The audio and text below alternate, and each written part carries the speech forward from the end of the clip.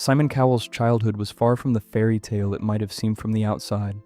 Born on October 7th, 1959 in London, Simon's family had wealth and social standing, but what they lacked was emotional warmth. His mother, Julie Brett, was a ballet dancer and socialite, admired for her poise, but emotionally distant. To Simon, affection was a rare commodity, and even when love existed, it was never expressed. His father, Eric, was a stern music industry executive who placed a premium on success and discipline, but never on praise or affection. Simon's father never told him he was proud of him, and Simon, even as a child, began to crave the validation that was withheld. This early emotional neglect shaped Simon's deep-rooted ambition, leaving him with a hunger for success that would drive him to the highest and lowest points of his life. A rebellious student struggling with expectations, Simon's schooling years were no better. He wasn't academically successful, nor was he the model student his family hoped for. At Radlett Preparatory and Dover College, Simon's rebellious attitude clashed with authority. He wasn't unintelligent, rather he was disinterested. Simon felt stifled by the system's demands for conformity and found himself invisible, both at home and at school. His classmates were remembered, but he was overlooked. His academic record reflected this lack of direction, barely passing his subjects with a single certificate in English and sociology. This sense of failure and rejection followed Simon into adulthood, where he had no qualifications to boast about and no clear vision of where his life was headed, leading him into a painful sense of invisibility. The early days in music, a mailroom job. At 18, Simon was at a crossroads. With no qualifications and a tarnished sense of self-worth, he struggled to find direction. In an attempt to give him a foothold in life, his father arranged for Simon to work in the mailroom at EMI Music Publishing. It was a lowly position, but it offered a glimpse into the music industry Simon had long been drawn to. Day after day, he carried coffee and sorted fan mail, invisible in a world obsessed with fame. The irony wasn't lost on him. The son of a successful music executive was now living a life of obscurity in an industry built on stardom. The early years were painful, and Simon's resentment grew as he watched others rise while he remained unnoticed. This painful humiliation would shape his future ambition, feeding his drive to never be invisible again, humiliated and broken, returning to the mailroom. Simon's time at EM was far from fulfilling. After a brief attempt to escape to greener pastures, he found himself back in the same mailroom job. The humiliation was complete. For months, Simon worked in obscurity, a far cry from the high-flying dreams he had once nurtured. At night, he would retreat to his bathroom, away from the indifference of his colleagues, and cry.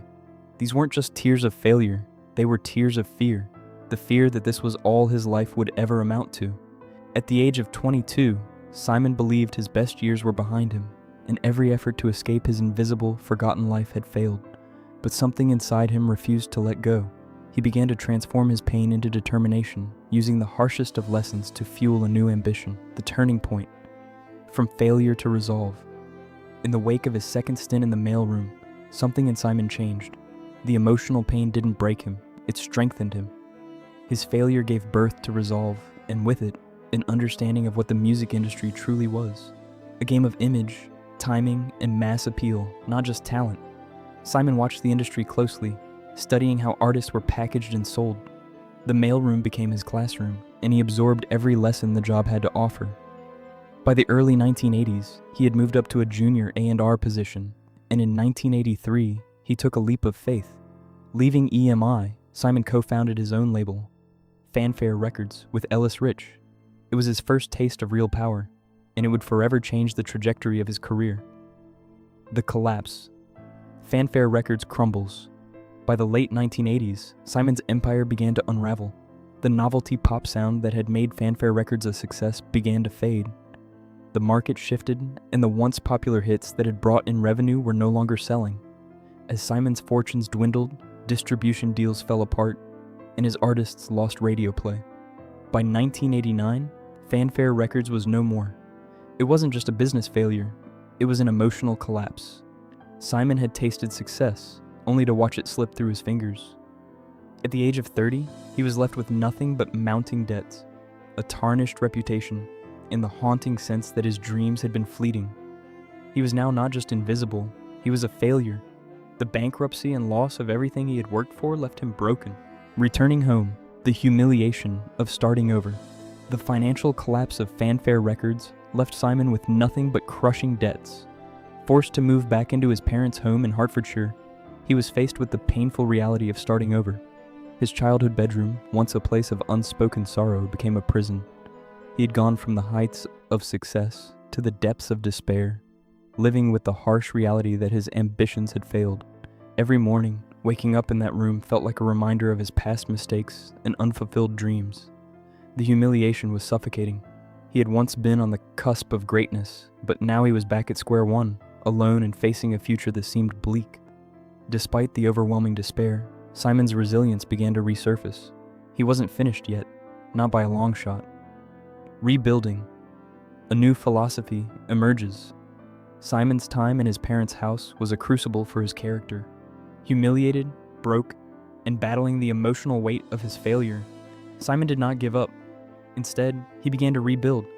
He took meetings he didn't want to take, pitched ideas to people who had already written him off, and accepted small consulting gigs just to survive. He learned that success wasn't about critical approval.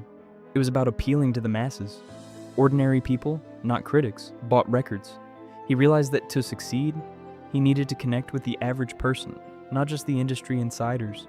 This new philosophy, born from the wreckage of his past, would become the foundation of his future success, a comeback, the birth of American Idol, and global success. By the early 1990s, Simon Cowell was beginning his comeback. He was a man in his 30s, living with the stain of bankruptcy on his name, but his focus had sharpened. He knew that if he wanted to succeed, he had to change his approach. In 2001, his career took a dramatic turn when he became one of the key figures behind American Idol. The show was a phenomenon, and Simon's blunt, no-nonsense style quickly made him a household name. From there, The X Factor and Got Talent followed, solidifying his place as one of the most powerful men in entertainment. The boy who had been invisible was now a kingmaker in the television industry, deciding the fate of millions with a single comment. The price of power, a changed man. At 65, Simon Cowell is no longer the ruthless mogul he once was. 2 near-fatal accidents, the loss of close friends, and the death of Liam Payne, a star he once mentored, have transformed him. His body is held together with steel rods, and his once sharp eyes are now tired. His power has not come without a cost. The boy who cried alone in bathrooms and faced rejection at every turn has built an empire. But at what price? The loneliness of his youth still echoes in his life today. And despite his power, Simon holds his son, Eric, tighter than most fathers do, fearing that time is running out. The story of Simon Cowell is one of resilience, reinvention, and the realization that even the most powerful people are not immune to life's harshest truths.